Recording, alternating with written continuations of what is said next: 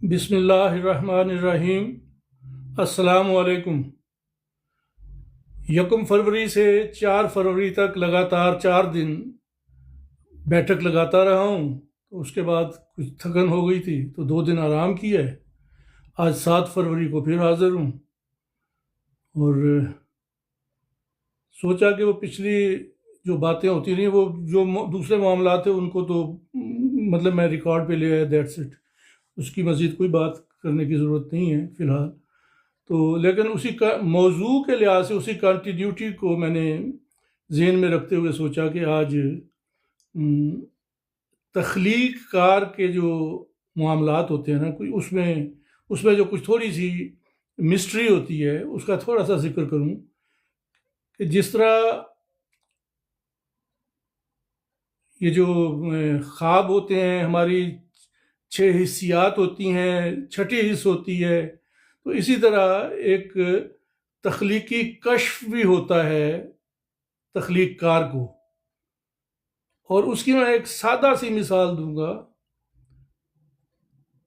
اچھا، یہ جو تخلیقی کشف اور وجدان کی باتیں کر رہے ہوں تو یہ بڑا واضح کر دوں، ایک بہت ہی وضاحت کے ساتھ بتا دوں کہ جہاں تک الہام اور وحی کا تعلق ہے، وہ انبیاء علیہم السلام اور مامورین الہی کا دیار ہے۔ اس میں تو یہ ہم بات ہی نہیں کر سکتے اس بارے میں، اور سوچ بھی نہیں سکتے، وہ ہمارا دیار ہے ہی نہیں، تو اس طرف والی کوئی بات نہیں۔ لیکن یہ جو اللہ تعالیٰ نے ہر انسان کو صلاحیت اور توفیق بخشی ہوئی ہے، اور اس کے اندر اس طرح کی چیزیں بھری ہوئی ہیں کہ وہ خطرات کو بھی بھانپ لیتا ہے، جسے ہم چھٹی حص کہتے ہیں، اور اس چھٹی حص میں بھی بعض دفعہ خطرات کو صحیح بھانپ لیتا ہے، بعض دفعہ وہم کا شکار ہو جاتا ہے، کوئی دشمن ہوتا نہیں ہے اور وہ سمجھ رہا کچھ ہونے والا ہے، ہوتا کچھ نہیں ہے۔ تو یہ عملی زندگی میں بے شمار دفعہ ایسا ہم سب کے ساتھ ہوتا ہے۔ تو تخلیقی کشف جو ہے وہ بھی وجدان کی ہی کوئی ایک سلسلہ کہہ لیں اس کو، اور اس کی مثال میں سادہ سی دے دیتا ہوں تاکہ اس کی کوئی لمبی علمی بحث میں جانے کی ضرورت نہیں ہے۔ سادہ یہ ہے کہ صدیوں پہلے سے ہمارے داستان گو جو تھے، قصے سنانے والے، وہ اپنے قصے جو بیان کر رہے تھے اس میں اڑنے کی خواہش کو زندہ رکھ رہے تھے۔ دراصل انسان نے جب دیکھا کہ فضاؤں میں پرندے اڑتے پھرتے ہیں تو ان کے اندر بھی اڑنے کی خواہش جاگی، تو اب یہ انسان کے بس میں نہیں تھا کہ اڑ سکتا، لیکن داستان گو حضرات نے اپنے تخلیقی کشف سے اس کا ادراک کیا، اور انہوں نے داستانوں میں جن، پریاں، اڑن تشتریاں، اڑن قالین، اس طرح کی چیزوں کے ذریعے پرواز کا منظر دکھانا شروع کر دیا، اور وہی سینہ بسینہ چلتے ہوئے، کہانیوں کی صورت میں چلتے ہوئے جب اس زمانے تک پہنچا تو اس زمانے نے ہوائی جہاز ایجاد کر دیے، اور اس کے بعد جو مزید سواریاں ایجاد ہوئیں اور جو ابھی آگے کے امکانات ہیں وہ بے شمار ہیں۔ بہرحال ہوائی جہاز کا ایجاد ہونا جو ہے، یہ ان داستان گوؤں کے تخلیقی کشف کا ظہور ہے کہ اس زمانے میں ہوائی جہاز کے ذریعے سے ہم بھی بے پرواز ہیں۔ تو کہنے کا مطلب یہ تھا کہ اس میں کسی داستان گو نے یہ دعویٰ نہیں کیا ہے کہ میں یہ بتا رہا ہوں کہ انسان ایک دن یوں کرے گا یا وہ کرے گا، نہیں، وہ اپنے ایک تخلیقی لگن میں، تخلیقی اس میں مگن تھے، اور اسی میں ہی انہوں نے اپنا کہانیوں کے روپ میں باتیں بتائیں اور خواہش کو جگائے رکھا۔ مطلب اچھی خواہشوں کو جگائے رکھنا اچھی چیز ہوتی ہے، تو انہوں نے اس خواہش کو جگائے رکھا جو صدیوں کا سفر کر کے آج کے دور تک پہنچی، اور انسان ہوائی جہازوں کے ذریعے سفر کرنے لگ گیا۔ تو یہ ایک ہلکی سی میں نے بتانی تھی کہ وجدان کے ساتھ ایک تخلیقی کشف کا منظر بھی ضرور ہوتا ہے، اور یہ جن تخلیق کاروں کو کوئی الوہی مطلب ہے کہ خاص وہ عنایت ہوتی ہے تو اس میں یہ چیزیں ظہور کرتی ہیں، تو ورنہ تو گپیں ہانکنے کے لیے تو بندہ جو مرضی ہانکتا رہے، اس سے کوئی فرق نہیں پڑتا۔ تو یہ سارا بتانے کے بعد اب میں یہ بتانا چاہ رہا ہوں کہ میں نے پچھلے سال نہیں، 2024 میں، 2024 میں میں نے کچھ اپنے خوابوں کا ذکر کیا تھا، اور وہ بھی سارے موضوع یہی تھا، مطلب ہے کہ یہ جو دنیا کس موڑ پہ آ کے کھڑی ہوئی ہے، ایک دوراہا ہے جس پہ ہم آ کے کھڑے ہوئے ہیں، تو اس کا جو تھا وہ میں نے ان خوابوں میں کچھ بیان کیا کہ یہ پتہ نہیں میرے خیالات کا نتیجہ ہے یا یہ واقعتاً خواب ہیں، اور خواب ہیں تو ان کی کیا تعبیریں بنتی ہیں. تو میں اس کو پڑھ کے سنانا چاہوں گا. میرا آرٹیکل تھا خواب و خیال کی باتیں، اور یہ شائع ہوا تھا جی روزنامہ عکاس کلکتہ 27 اکتوبر 2024 کو شائع ہوا تھا. اور اس میں کچھ باتیں جو میں پچھلے 4 دنوں میں بیان کر چکا ہوں، تھوڑی سی شاید تھوڑی سی رپیٹ ہوں گی، زیادہ نہیں، لیکن اس کے اپنے سیاق سباق میں ان کا دہرایا جانا ضروری ہے. تو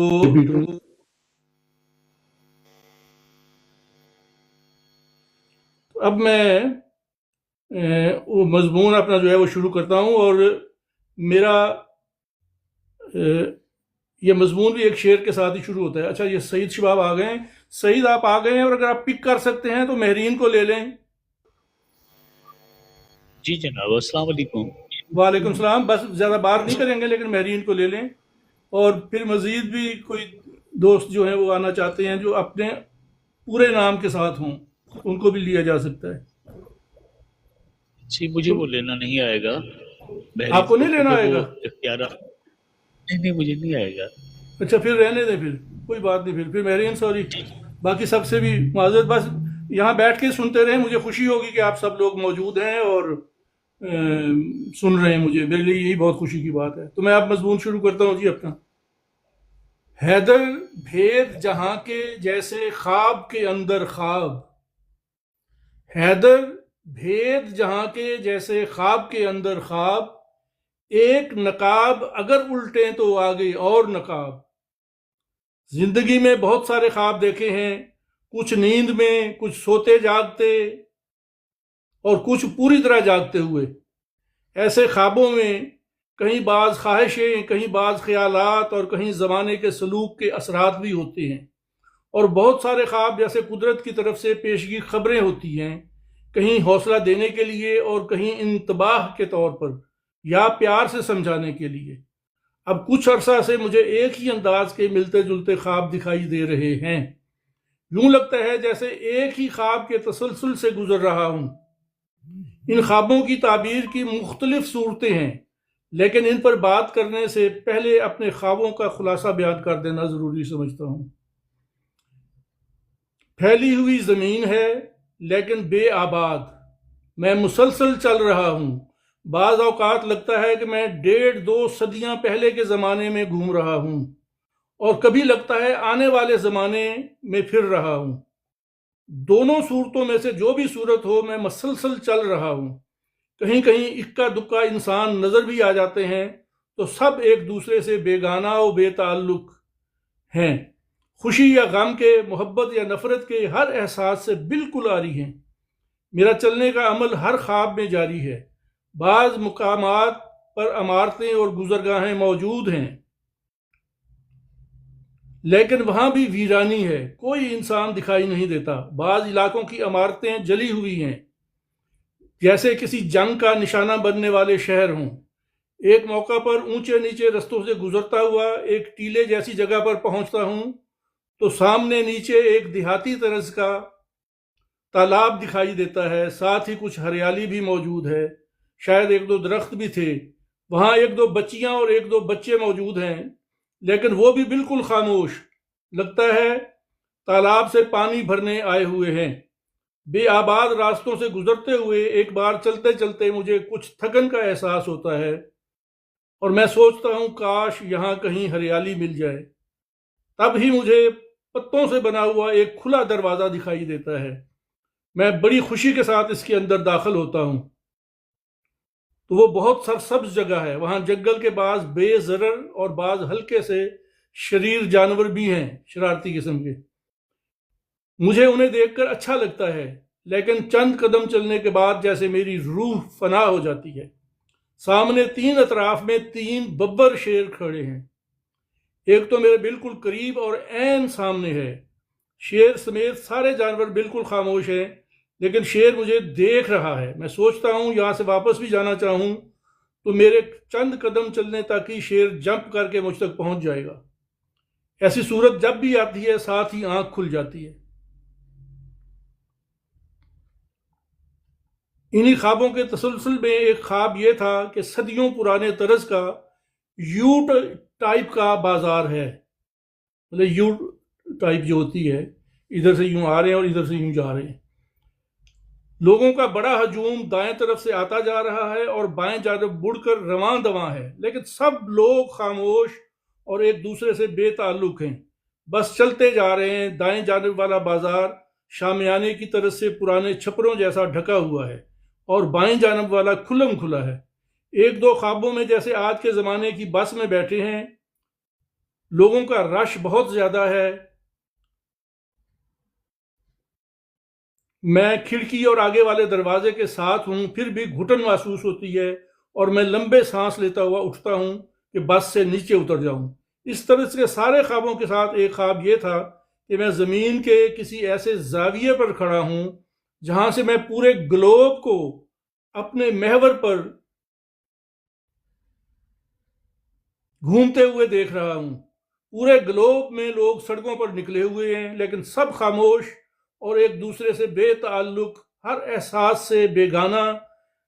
میں پوری زمین کو گردش کرتے ہوئے دیکھ کر حیران ہوتا ہوں. مجھ پر ایک ہیبت سی طاری ہوتی ہے، لیکن میں خوف زدہ نہیں ہوں بلکہ بے حد حیران ہوں. مجھے لگتا ہے یہ الوہی شان و شوکت کی اور جاہ و جلال کی ایک جھلک ہے. تب ہی میں آواز کے ساتھ اللہ تعالیٰ، یعنی اب بلند آواز کے ساتھ اللہ تعالیٰ کی تسبیح و تحمید کرنے لگتا ہوں اور اس نظارے کو بھی دیکھتا رہتا ہوں. خوابوں کے اس تسلسل کی تعبیر کیا ہو سکتی ہے؟ کچھ دوست بتا سکیں تو خوشی ہوگی. میں نے اپنے طور پر ان کی تفہیم کی جو اور جتنی کوشش کی ہے اسے بیان کر دیتا ہوں.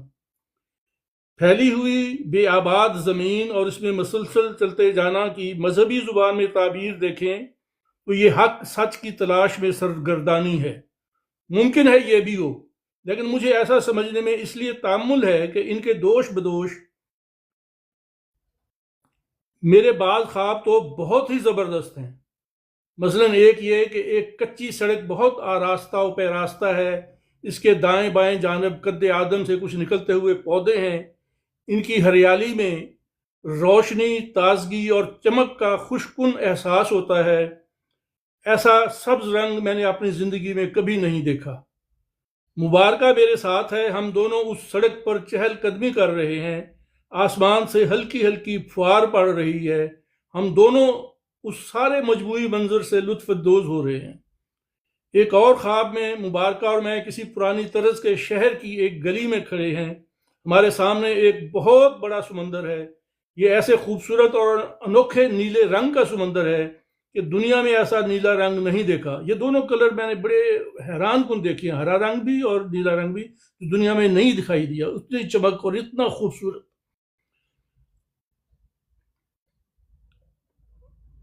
اپنی چمک دمک کے باوجود یہ نیلا سمندر شفاف ہے. اس کے اندر کی مخلوق بھی دکھائی دے رہی ہے. سمندر کے اوپر ہواؤں کا ایسا بہاؤ ہے جو ہمیں صاف دکھائی دے رہا ہے. لگتا ہے ہوا کی لہریں سمندر کی لہروں کے ساتھ کھیل رہی ہیں یا سمندر پر لہراتی اور بل کھاتی ہوئی چلی جا رہی ہیں. یعنی ہوائیں بھی دکھائی دے رہی ہیں.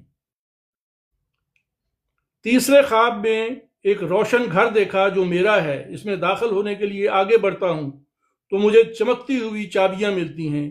یہ دیکھنے میں سفید سونے کی بنی ہوئی ہیں جن میں ہلکی سی سنہری چمک بھی ہے. اس سے آگے کے مزید بہت سارے احوال میری کتاب بیماری یا روحانی تجربہ میں موجود ہیں.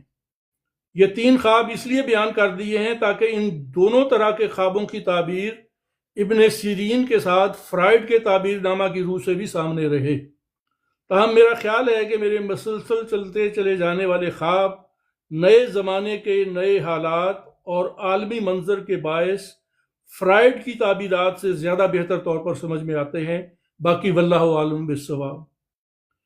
میرے خوابوں میں میری نفسیات، میرے مطالعہ، مشاہدہ، خیالات، خواہشات کا عمل دخل بھی ہو سکتا ہے. کبھی گزرے زمانے کی کشش 1.5-2 صدیاں پہلے کی جھلک دکھاتی ہے تو کہیں دنیا کی شاندار ترقیات کے باوجود ایٹمی جنگ کی تشویش امکانی طور پر آنے والے خدشات کی طرف متوجہ کرتی ہے. میری مختلف تحریروں میں یہ فکر مندی اور تشویش پہلے سے موجود ہے. یہ میں 1924 میں بتا رہا ہوں کہ یہ تشویش میری تحریروں میں پہلے سے بھی موجود ہے. صرف 2 حوالے بطور نمونہ. ہم وسیع تر، یہ حوالہ ہے، ہم وسیع تر خلائی دور سپیس ایج میں داخل ہونے والے ہیں. ہاں ایک ڈر ضرور ہے، اگر ہم کسی عالمی یا علاقائی حماقت کے نتیجہ میں ایٹمی جنگ کا شکار ہو گئے تو پھر سپیس ایج کی بجائے پتھر کے زمانے میں چلے جانے کا خطرہ بھی سروں پر موجود ہے۔ یہ اردو ادب اور الیکٹرانک میڈیا کے موضوع پر گلبرگہ یونیورسٹی میں سیمینار ہوا تھا، اور اس میں یہ میری افتتاحی تقریر تھی، کی ایڈریس کہہ لیں جو بھی اس طرح کا، تو یہ اس کا یہ اقتباس ہے، اور یہ 1914 میں ہوا تھا۔ جی 1914 میں یہ ہوئی تھی، ہاں 1914 میں ہوئی تھی۔ اچھا دوسرا اقتباس یہ میرا خیال ہے کہ میں پہلے بھی بیان کر چکا ہوں، پچھلے 3 دنوں میں جو بیان کیا تھا اس پہ کہیں یہ آیا تھا شاید، لیکن اس کا یہاں بھی پڑھنا مناسب ہے۔ 1980 کے وسط میں میرا ذہن بار بار ایٹمی جنگ کے امکانی خطرہ کی طرف جاتا تھا۔ بعض آسمانی صحیفوں اور مذہبی کتب میں مجھے ایک بڑی تباہی کی خبریں پڑھنے کو ملیں تو میرے اندر کی بے چینی نے مجھ سے کہانی ہوا کی تلاش لکھوائی۔ اس میں ایٹمی جنگ کے بعد کی فضا کو آسمانی صحیفوں اور مذہبی کتب کی روشنی میں دیکھنے کی کاوش تھی۔ میری یہ خواہش کہ میں رہوں یا نہ رہوں، نسل آدم اس دھرتی پر آباد رہنی چاہیے، اس کہانی میں کہانی کے تقاضے کے مطابق آئی تھی۔ یہ کتاب ایٹمی جنگ کا پیش لفظ اس کا اقتباس ہے۔ تو اب میں پھر واپس 1924 میں 2024 کی بات آرٹیکل کی بات ہے۔ میں ہوا کی تلاش میں پوری کہانی میں مارا مارا پھر رہا ہوں۔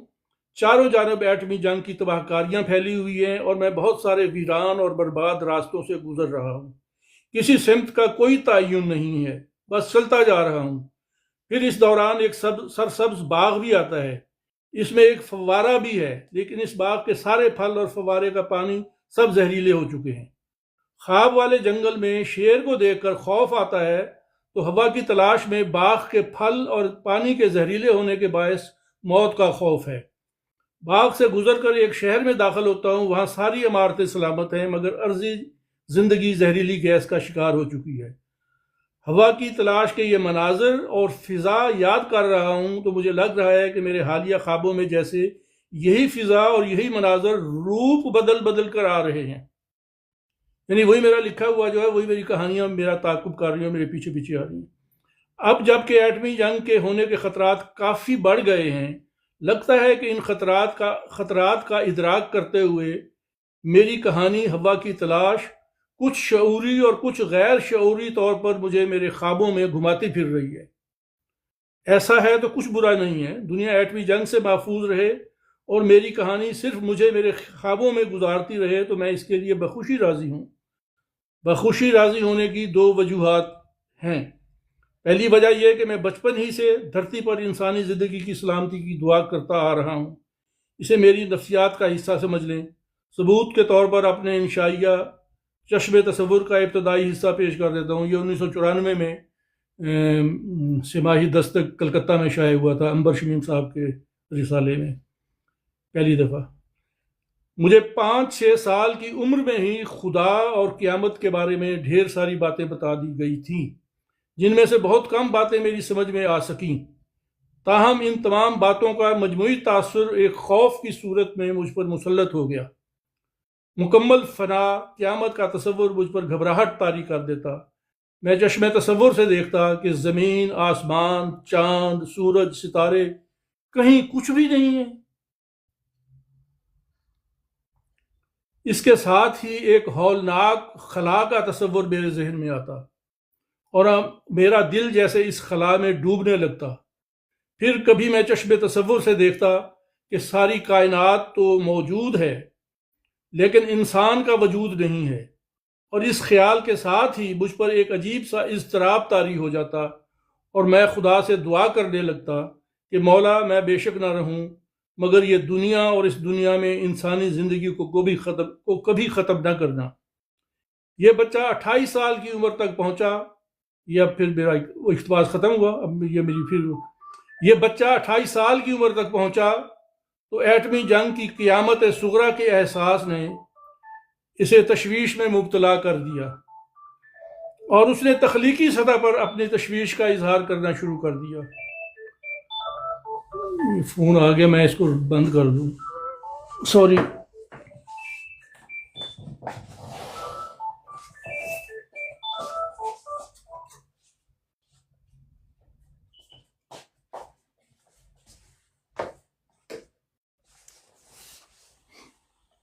सॉरी जी, फ़ोन ने भी बस मुझे उठाना ही था, मेरे जाने तक बंद हो गया। ये यहाँ से दोबारा शुरू करता हूँ मैं। ये बच्चा 28 साल की उम्र तक, यानी जो 5-6 साल में दुनिया की मतलब है कि मुकम्मल फना से खौफजदा था और दुआएं करता था कि ये दुनिया फना ना हो, तो ये बच्चा 28 साल की उम्र तक पहुंचा तो एटमी जंग की क़यामत सुग़रा के एहसास ने उसे तशवीश में मुब्तला कर दिया और उसने तख्लीकी सतह पर अपनी तशवीश का इजहार करना शुरू कर दिया। कुछ भी हो जाए, धरती पर इंसानी नस्ल को कायम रहना चाहिए। अपने ख्वाबों में हवा की तलाश के मुख्तलिफ मनाजर के गुजरते रहने और अपने मसलसल चलते रहने पर राज़ी रहने की दूसरी वजह यह है कि इस कहानी की आखिर में धरती पर बच जाने वाले आखिरी मर्द को आखिरकार हवा मिल जाती है और वो मुतमईन हो जाता है कि अब आदम की नस्ल धरती पर कायम रहेगी। ख्वाब में भी अगर कहानी वाली हवा मिल जाए तो खुशी की बात है। बाकी अब मैं 73 बरस का होने वाला हूँ, ये 2 साल पहले की बात, अब 74 बरस का हो चुका हूँ, तो मैं कहानीकार हूँ। खुदा ना करे कि ऐसा हो, लेकिन अगर मेरे बाद भी एटमी जंग हो जाती है तो उसमें बच जाने वाला हर मर्द मैं ही हूँगा और बच रहने वाली हर औरत हवा होगी और हम हर रूप में धरती पर इंसानी नस्ल को कायम रखेंगे। ख्वाबों के वो हिस्से जहाँ लोग तो हैं लेकिन सब एक दूसरे से बेगाना और हर एहसास से आरी, फिर बस में रश और घुटन का एहसास और मेरा पूरी ज़मीन को घूमते हुए नज़ारा करना, इनके बारे में अभी कुछ कहना मुश्किल लग रहा है। वैसे मेरी एक कहानी का उन्वान घुटन का एहसास, उनके न इसी के असरात ख्वाब में झलक दिखा रहे हों, लेकिन एक दूसरे से बेगाना लोगों का हजूम और अपने महवर पर घूमती हुई ज़मीन को देखना क्या मानी रखता है, इसके लिए अभी इंतज़ार कर लेते हैं, फ्राइड से भी पूछते हैं। तो ये जनाब मेरा वो आर्टिकल मुकम्मल हुआ जो इसी तनाजुर में था और उम्मीद है अहबाब को मेरे ख्यालात से कुछ ना कुछ मज़ीद आगाही हुई होगी। और सबका शुक्रिया। महरीन आप आई हुई हैं, मुसलसल मौजूद हैं, बहुत शुक्रिया आपके गिफ्टिंग का भी। और ये बूटा अदनान साहब हैं और सईद शबाब साहब आप भी तशरीफ़ लाए, बहुत शुक्रिया। कुछ सुनाने की तैयारी है या है तो सुना दे फिर। कोई भी कुछ भी सुना दूं, मतलब मेरी कोई भी चीज़ सुना दें। अच्छा आपकी कोई चीज, ठीक। मतलब या मैंने गज़ल सुनानी थी अपनी, अब आप सुना देंगे म्यूज़िक के साथ। चलो मैं देख रहा हूँ। मेरीन और कौन कौन आए हुए हैं यहाँ नीचे जो हमारे जानने वालों में ख़ास तौर पर? कुछ नाम थे, मुझे याद नहीं आ रहे, शुरू में मैंने देखे थे, अब याद ही नहीं रहे। हाँ सही, शुरू कर दे तुझे। जी जी जी जी।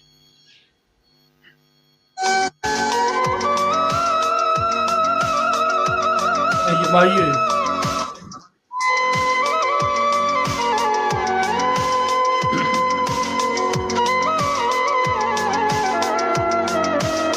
ठीक है शादी।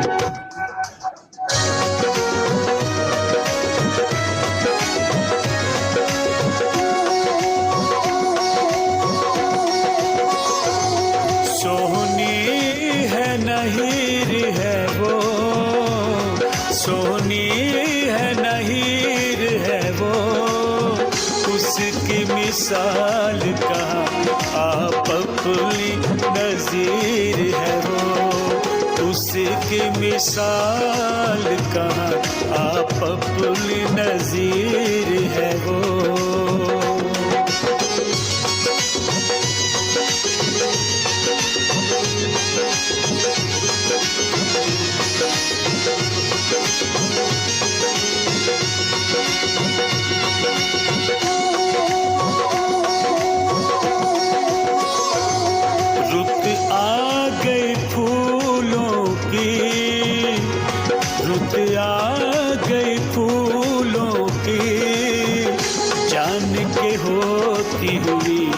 मासूम सी भूलों की जान के होती हुई मासूम सी भूलों की।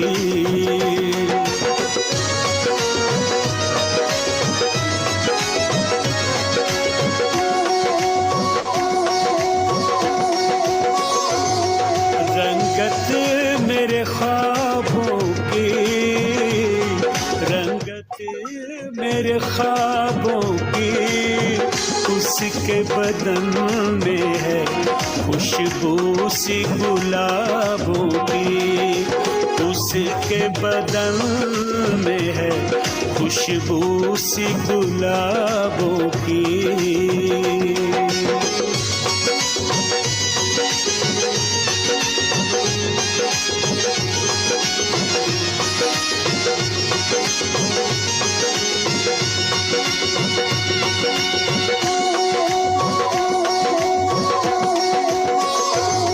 चढ़ते हुए जामन पर, चढ़ते हुए जामन पर दाग लगा बैठे तेरे प्यार का दामन पर, दाग लगा बैठे तेरे प्यार का दामन पर।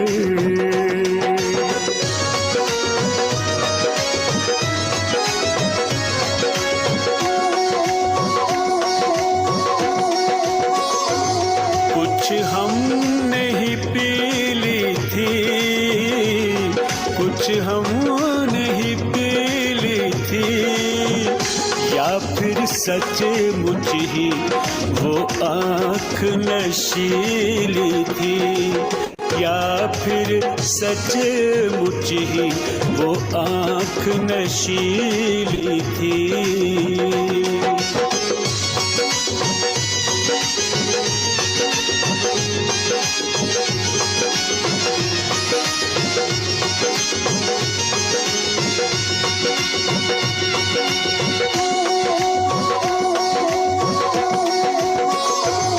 कुछ दिल को मलूक करो, कुछ दिल को मलूक करो, वैसे चने माही जो चाहे सलूक करो, वैसे चने माही जो चाहे सलूक करो।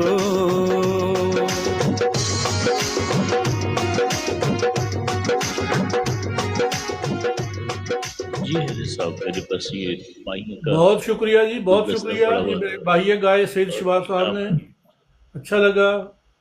अल्लाह खुश रखे आपको। और रूबी आपका भी शुक्रिया, और जी महरीन का तो बहुत ही शुक्रिया, पूरी हाजिरी दी है।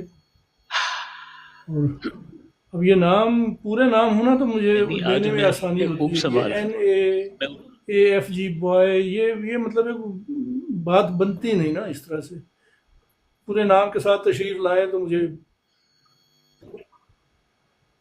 भी कोई 2-3 नाम और गुजर गए, वो मुझे अब ज़हन में नहीं। तो चलिए ठीक है जी, बहुत शुक्रिया। रूबी आप बोलना चाहें तो बोल सकती हैं। Thank you Mehreen, thank you, बहुत बहुत शुक्रिया आपका। जी वालेकुम सलाम। कैसे हैं आप? ठीक है? वालेकुम अस्सलाम। आपके सामने ही है जैसे। जी जी, बस मैंने तो आपका देखा तो मैं चली आई हूँ। मुझे आपके अब इतना पता नहीं है कि क्या आप लोग क्या इस बैठक में क्या करते हैं, बातचीत करते हैं क्या? बस वो आती रहेंगी तो पता चलेगा क्या होता है। चलें बातचीत बहुत कम होती है, ये आपके आने की वजह से बातचीत कर रहे हैं, वरना बातचीत नहीं होती। चलें, ठीक है, शुक्रिया, बहुत शुक्रिया आपका। हाँ, ठीक है, मैं भी बात नहीं करती फिर। ठीक है। हाँ सैयद शबाब बोले। ठीक थी क्या सीमल? जी जनाब, हाँ बेहतर सर, बेहतर बस वाइंड अप करें। माशाल्लाह। आज हाँ। ठीक, और मेरीन, मैं बेहतर आपको सर, इधर ही नेक्स्ट मैसेज टाइम दे देता इंशाल्लाह हूँ। अच्छी गजल सवाल इंशाल्लाह। ठीक है, ठीक है। मेरीन आप सुन रही हैं? Thank you. जी हाँ, ये इसको थोड़ा सा एडिट करना पड़ेगा, तो मैं देखता हूँ अगर मुझसे इन शॉर्ट में हो जाता है तो मैं कर लेता हूँ, वरना फिर मैं आपको भेजूंगा। तो इसके लिए तैयार रहें, ठीक है? तो ओके जी, फिर खुदा हाफिज़, सबका शुक्रिया। तो फिर मिलते हैं अगली बैठक में इंशाअल्लाह।